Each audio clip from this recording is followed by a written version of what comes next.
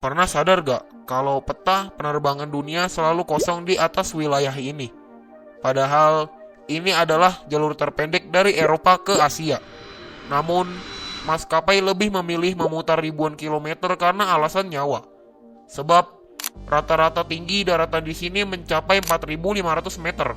Sehingga jika terjadi keadaan darurat, pesawat mustahil turun ke ketinggian aman tanpa menabrak gunung.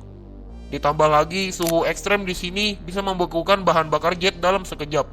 Itulah mengapa pilot menyebutnya sebagai zona mati penerbangan. Jadi lebih baik rugi bensin daripada bertaruh nyawa di atap dunia. Menurutmu masuk akal gak? Komen di bawah.